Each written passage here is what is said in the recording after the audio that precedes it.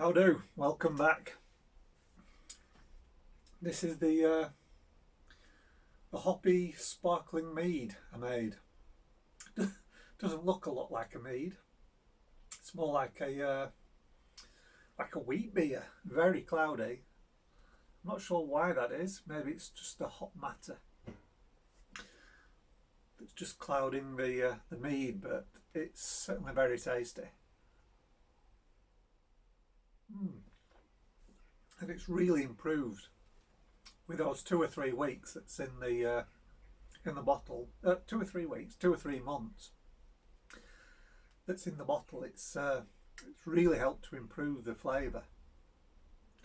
So I'm happy with that. That's a nice one. And the reason I'm drinking mead is because I'm thinking my next brew is going to be a mead. It's going to be an old-fashioned mead from my Welcome Mead book. This is a collection of mead recipes from around 1650 to 1750. It's called Welcome Mead because all the recipes were found in the Welcome Library in London. Back in the olden days, every household used to keep a book, and they used to fill that book with, well, anything about the running of the house.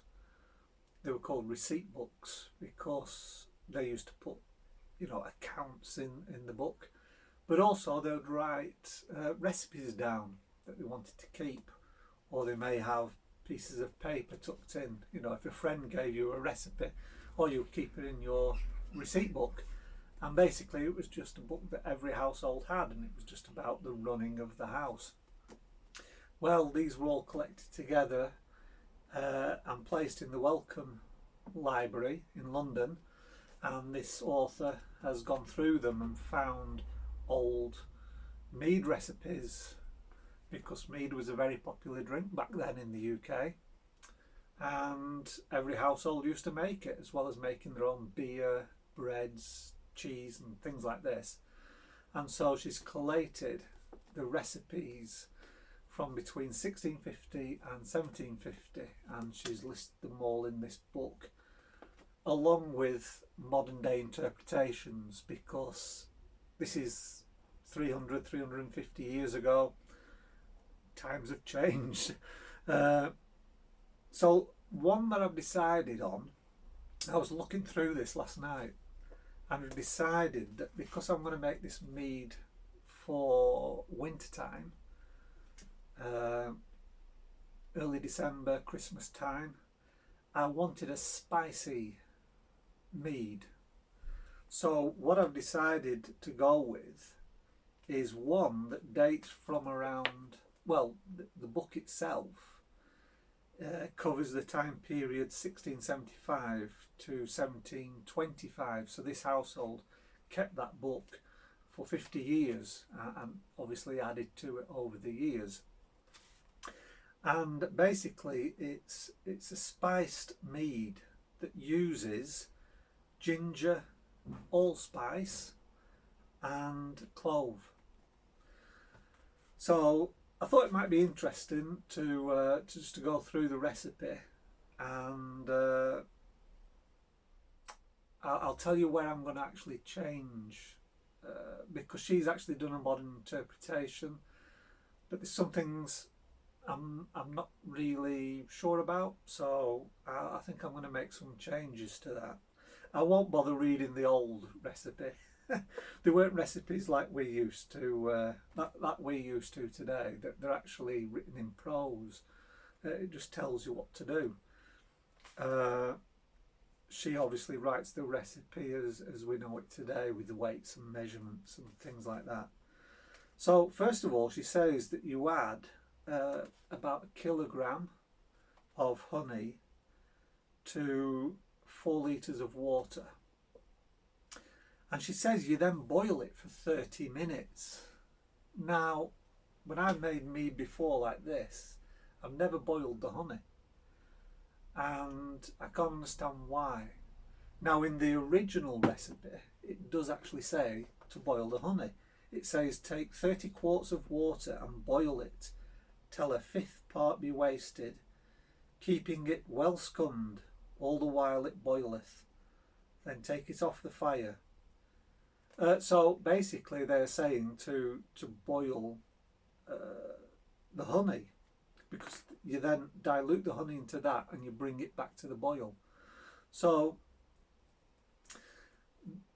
back in those days, you've got to remember, there was no pasteurisation.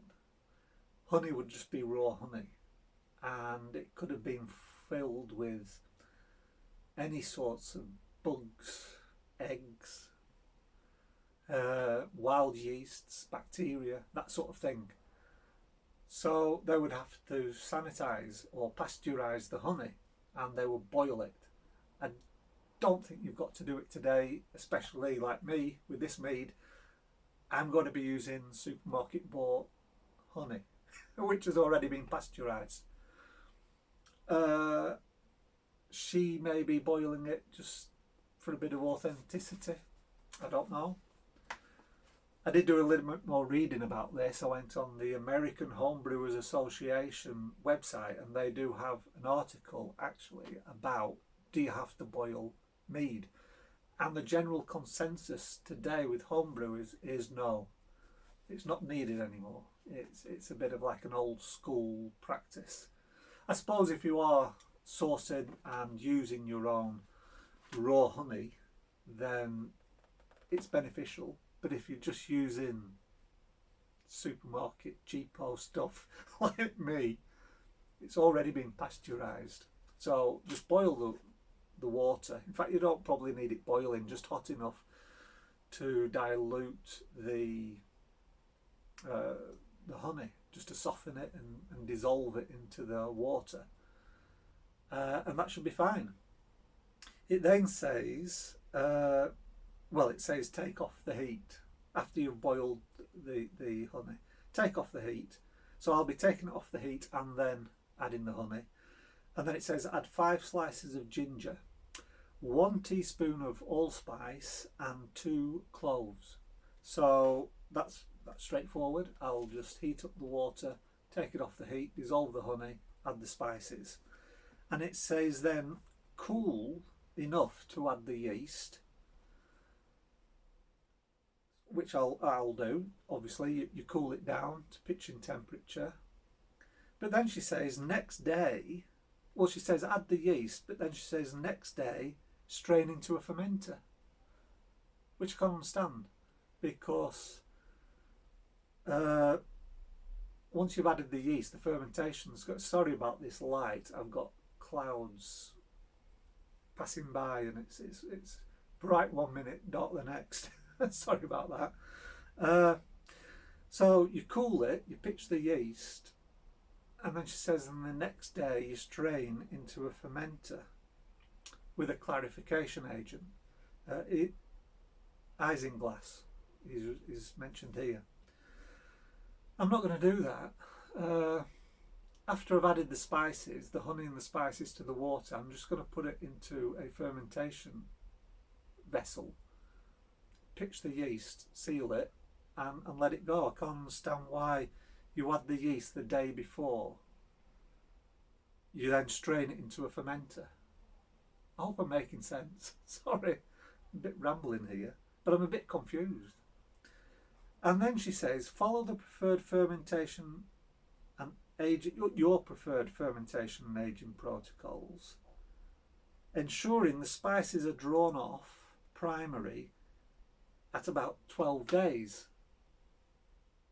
Well, hang on. So you add the honey, you add the spices. If you followed this recipe, there won't be any spices in when it goes in the fermenter, because you've strained it into a fermenter. So those 5 slices of ginger, your allspice, and it's whole allspice, you haven't crushed it, and the 2 cloves would be strained out. So why is she talking on day 12 basically racking off the spices? Because you've strained it, so you've lost them on day 2. So I'm not going to follow that. I'm going to boil the water, take it off the heat, add the honey, dissolve it all into the water, add the spices, pour that into a fermentation chamber, and then pitch the yeast once it's cooled down, and then allow it to ferment.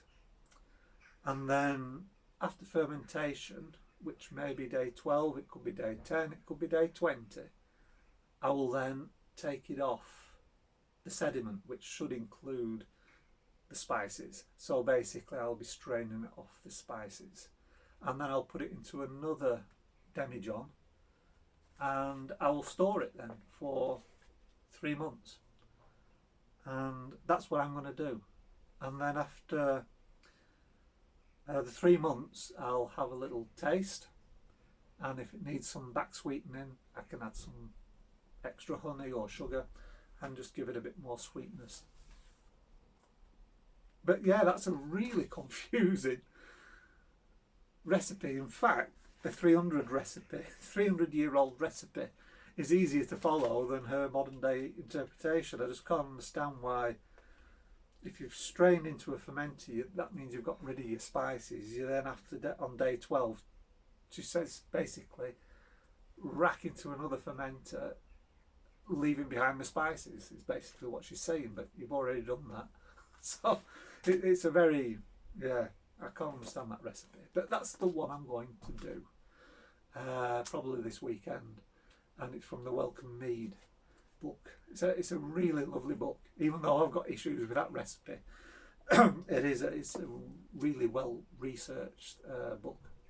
So that's what I'm going to be making next, as well as a beer, but I haven't decided which one. And the reason I'm pretty itching to put another beer on, especially an extract beer, boiling the malt extract and adding my own hops, is because the stock pot is going. What I've got instead is a dedicated brew kettle. I thought I'd just treat myself.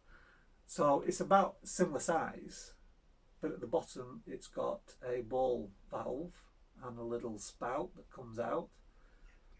Behind that, on the inside of the kettle, it has a little filter, so it catches any sort of hot matter that may be in the wort when you transfer it to a fermenter. And transferring it to a fermenter is very easy, because you don't have to pick this one up and pour it in like I used to. Although I thought they used to make good thumbnails actually for the video, you know, when we poured it in. But I don't have to do that anymore. You just get some food grade silicone piping, and you attach it to the ball valve and have it just coming down into your fermenting bucket that's on the floor. You just turn on the tap and out comes all the wort. So it makes it easier to transfer into a fermenter.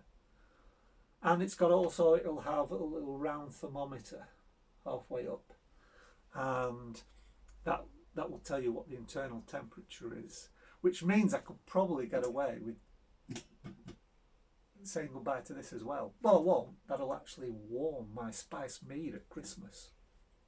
But my thinking is that because it's got this external thermometer on, which has got to be more accurate than me just firing a laser gun at it, I can tweak this, just turn the dial and find that sweet spot so it keeps it at about 80 degrees or 70 degrees, something like that, isn't it? Oh no, 60 to 70 degrees, whilst I'm steeping my specialty grains, so I can actually do everything in the same pot, as opposed to having to use this for my specialty grains, transfer this to here, and then after that's finished I've then got to pick this up and pour that into a fermenter.